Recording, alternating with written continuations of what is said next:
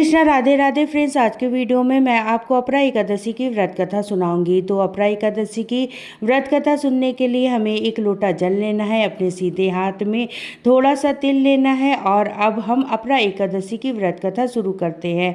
अर्जुन बोले, हे भगवान, ज्येष्ठ मास के कृष्ण पक्ष की एकादशी का क्या नाम है तथा इसका महत्व क्या है, इनमें किन देवता की पूजा की जाती है और इस व्रत को करने से क्या विधि है, कृपा करके ये सब मुझे विस्तार से कहिए।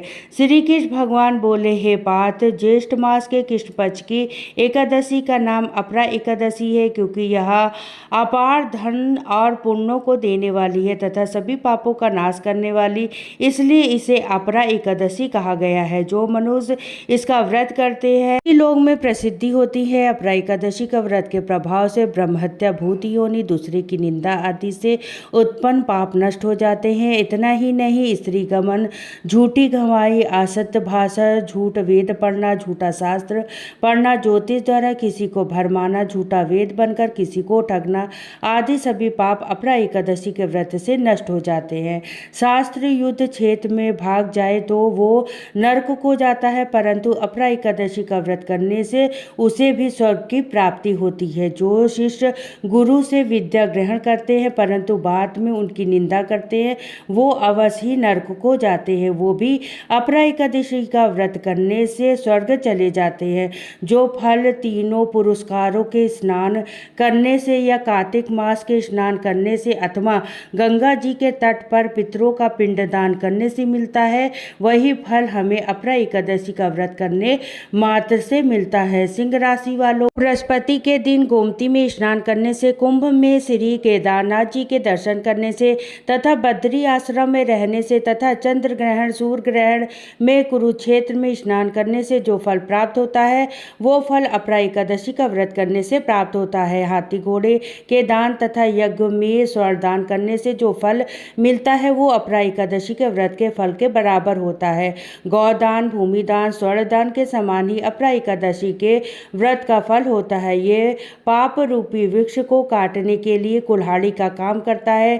पाप रूपी अंधकार के जो सूर्य देवता के समान है तथा मनुष्य को इस एकादशी का व्रत अवश्य करना चाहिए। ये व्रत सब व्रतों में श्रेष्ठ है। अपरा एकादशी के दिन भक्ति पूर्वक भगवान विष्णु का पूजन करना चाहिए, जिससे अंत में विष्णु पद की प्राप्ति होती है। हे राजन, मैंने ये अपरा एकादशी के व्रत की कथा लोकहित के लिए कही है। इसे पढ़ने और सुनने से समस्त पापों का नाश होता है।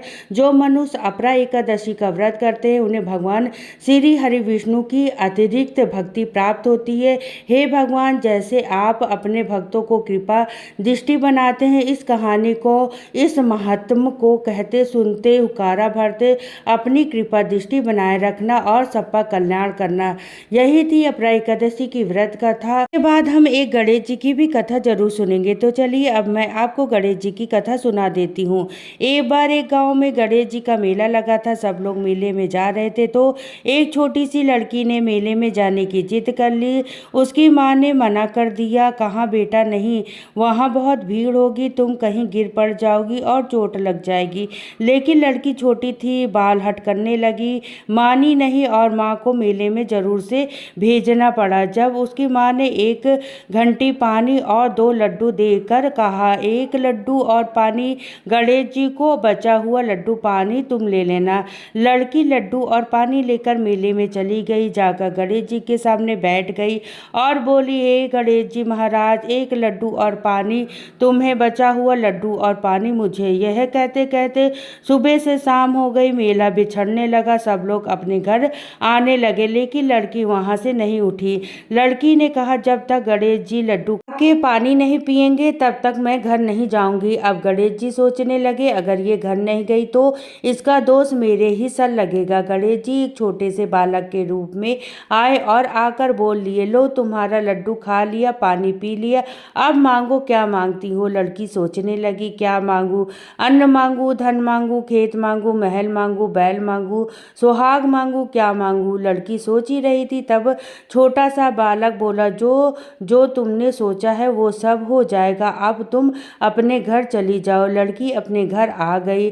घर आकर तो उसकी माँ ने कहा, बेटा बहुत देर लगा दी, इतनी इतनी देर कहाँ थी? लड़की बोली, माँ आपने ही तो कहा था कि गणेश जी को लड्डू खिलाकर पानी पिलाकर आना, तब तो गणेश जी को लड्डू खिलाकर और पानी पिलाकर आई हूँ। जैसे ही लड़की ने अपनी बात पूरी की, उसका घर अन्न धन से भर गया। जो लड़की ने सोचा था वो सब कुछ हो गया। ये गणेश जी महाराज, जैसे आपने उस लड़की की इच्छा पूरी की, वैसे उन माँ बेटी को घर को अन्न धन से भरा, वैसे सबकी इच्छा पूरी करना और सबके घर को अन्न धन से भर देना।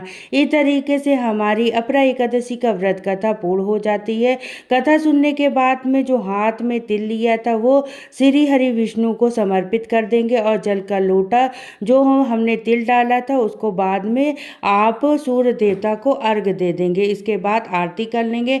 तो फ्रेंड्स, अपरा एकादशी का व्रत कथा आपको कैसी लगी कमेंट करके जरूर बताना। और अगर ये वीडियो आपको पसंद आई हो, वीडियो आपके लिए थोड़ा भी यूजफुल हो, तो प्लीज़ वीडियो को लाइक करना और चैनल को सब्सक्राइब कर लेना। फिर मिलती हूँ नेक्स्ट वीडियो में, तब तक के लिए राधे राधे, जय श्री कृष्णा।